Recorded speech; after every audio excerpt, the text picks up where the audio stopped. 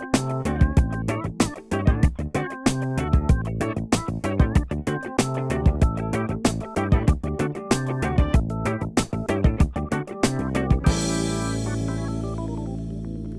welcome back to the Personal Injury Law Show.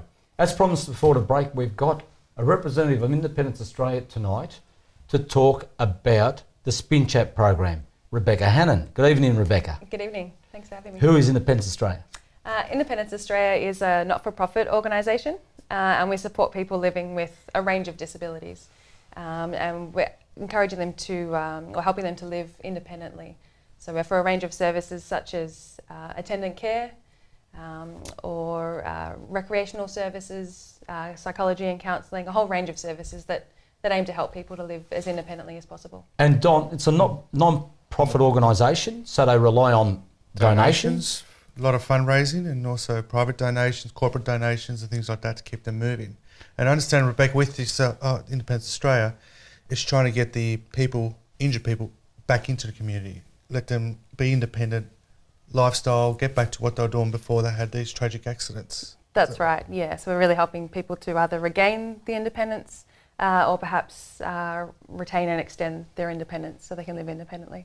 And Don, Independence Australia looks after a lot of people involved in car accidents, work accidents, polio victims or polio sufferers. And tell us a bit about this program. What do you do? The SpinChat program? Yes. So the SpinChat program is really about raising awareness of spinal cord injury and also promoting its prevention. So it's a schools-based program and we see young people with spinal cord injury going out and speaking to high school students about their injury and about their life before their injury and their life since. And so it's about prevention? It's about prevention and yeah, that's the main aim of the program. And you've got a young fellow to come along today, haven't you? That's right, Lachie. He's got a good story, hasn't he? Meet Lachie later on. He'll come on the next segment. So tell us a bit more about, you've been doing it for 3 to 4 years? That's right. The program has been running for 4 years. This is its 4th year. And over time, it's really kind of getting some momentum. So in the last few years, we've seen the program go to around 30,000 Victorian students. And that's students right across Victoria, so Melbourne and also in regional Victoria. Don, one of the problems when you're dealing with young people is they think they're infallible. They think it can never happen to me. Yeah. Is that a major problem? If you look at the statistics, between the age group of 18 and 24 is a high risk of these type of injuries, spinal cord injuries. So it's very, I think what SpinChat does, it just makes awareness to that age group or people going into that age group of how it can significantly change your lives. Having said that, having met some of these people, they still manage to get back into community and do lots of things. I think there's, how many people do you have in the SpinChat program now doing these talks? We have 12 speakers. 12 speakers, isn't there? And I think I heard of someone who's actually trained up to fly over to climb Ayers Rocks or something like that. Yeah, that was a separate, we had a friend of the organisation who had sustained a spinal cord injury and he ran a fundraiser for us, which was climbing Mount Kilimanjaro. Can I ask you this? How seriously do these students take you when you talk to them about the prevention issue? Well, I think the good thing about the SpinChat program is that it's the other young people talking to students. So you go along with one of the young people that have had an injury, is that correct? Usually I don't go myself. The speakers, like Lachie, who you'll meet later, go independently themselves to the schools and deliver the message. So it's a lot of the speakers with the program sustain their injury when they're within that age group, that 15 to 24 age group. So I suppose the fact that because of that, they have an ability to relate to the students.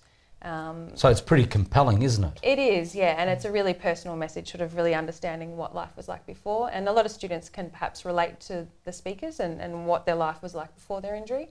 And then obviously the personal message of what happened. So I think that really helps to deliver a strong message that students seem to engage with. And Don, this would be a pretty expensive exercise, so it requires a lot of funding out there, doesn't it? Well, that's right, and like we said, it's not for profit, so a lot of donations is required to keep this top program moving, to do this good cause. And Rebecca, there's a lot of, I guess, repeat customers. You tend to go to the same schools and new schools every year. That's right. We're finding that schools that book a program are coming on year after year. So It's really encouraging I guess it suggests to us that the schools are finding the program engaging, and that's why they're booking again. But we are also getting new schools come on board, including schools, out in regional Victoria, which is great. Rebecca, is there a target group that you want to attract in terms of donations as well?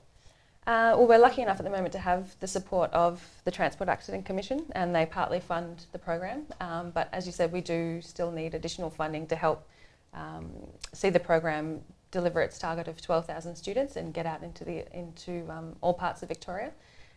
So we're looking for support from a range of organisations, individuals. Well, it's a great organisation and program to be associated with. So this is a good opportunity for some of the bigger corporations like your banks and that to get on board, Don. Great advertising and promotion.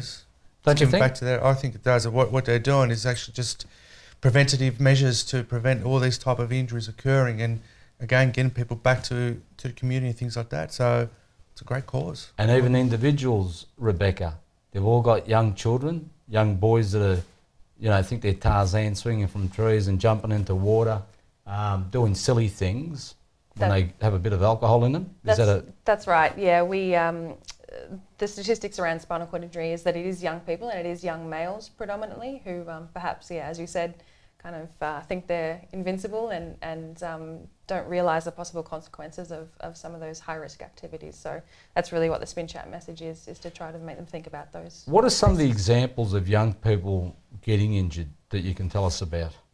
Like some of the speakers with our program? Yeah. A number of the speakers have been involved in car accidents. Others have been pedestrians on the road and hit by cars. Some, you'll meet Lachie later and he'll tell you his story.